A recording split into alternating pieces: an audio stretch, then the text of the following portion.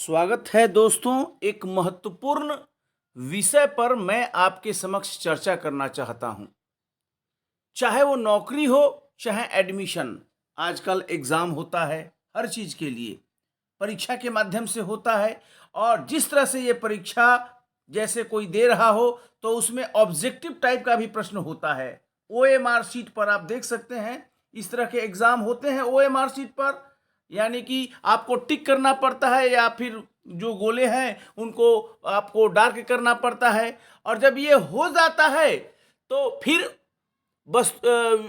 वस्तुनिष्ठ प्रश्नों का आंसर की जारी करता है जो एग्जामिनेशन लेने वाली बॉडी है। और जब आंसर की जारी होता है तो परीक्षार्थी को उसका देना पड़ता है क्या कि ऑब्जेक्शन देना पड़ता है आंसर की पर कि ये आपका आंसर सही नहीं है, ये होना चाहिए, और साक्ष्य देना पड़ता है। जैसे कि अभी केंद्रीय विद्यालय संगठन ने दिया, जैसे बिहार विद्यालय परीक्षा समिति ने मैट्रिक और इंटर में जो ऑब्जेक्टिव लिया उसका दिया, जैसे कि बीपीएससी ने दिया, ऑब्जेक्शन किया।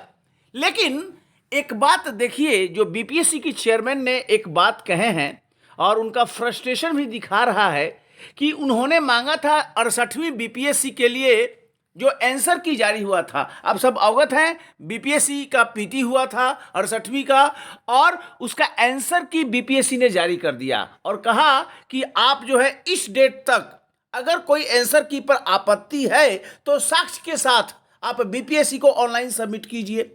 अब बीपीएससी के चेयरमैन अतुल प्रसाद सर का कहना है कि विद्यार्थियों ने इतना अधिक और फालतू मतलब बोगस ऑब्जेक्शन किया है, जिसे बीपीएससी कैसे इतने अधिक ऑब्जेक्शन को हजारों में ऑब्जेक्शन लोग दे देता है और साक्ष्य इतना उल्टा पुल्टा बोगस फालतू कि जिसको डिसाइड करना मतलब एक कमेटी भी बना दीजिएगा तो लंबा समय लगेगा। अब ऑब्जेक्शन आ गया तो उसे देखना ही होता है।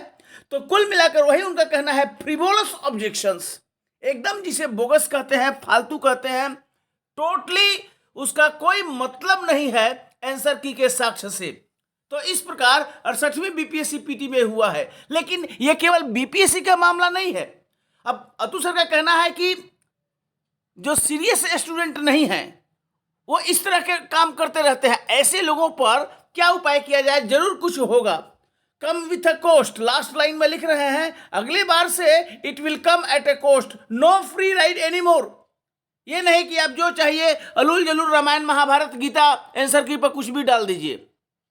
अब देखिए, ये बिहार विद्यालय परीक्षा समिति ने मांगा, हजारों हजार जो बीएससीबी ने मांगा उस पर ऑब्जेक्शन लोगों ने डाल दिया। अब कैसे भाई, कितना टाइम लगेगा? मतलब एक तरह से संस्थान को कटघरे में खड़ा कर देना है, क्योंकि उसको काफ़ी समय लगेगा, लोगों को बुलाना पड़ेगा, एक एक आपत्ति को देखना पड़ेगा।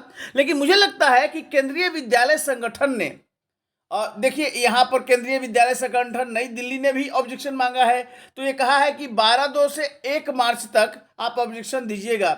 लेकिन एक और बात कह दिया है कि आप जो है प्रेस्क्राइब फी 1000 रुपया लगेगा।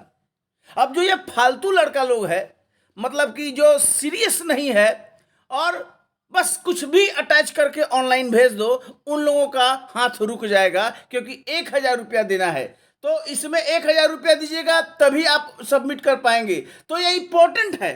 मतलब बीपीएससी चेयरमैन भी इसी बात को इशारा कर रहे हैं कि अब आप ऑब्जेक्शन दीजिए, लेकिन आपको पैसा देना होगा, ताकि नॉन सीरियस ऑब्जेक्शन देने वालों का एक तरह से ये खत्म हो। जैसे केंद्रीय विद्यालय संगठन ने 1000 रुपया मांगा है जिसको भी ऑब्जेक्शन देना है, तो इंपॉर्टेंट है। वैसे बिहार विद्यालय परीक्षा समिति भी कर सकता है कि आप पैसा दीजिए तभी आपको ऑब्जेक्शन हम दे सकते हैं, अदरवाइज हजारों हजार ऑब्जेक्शन लोग देते रहेगा और काम नहीं होगा।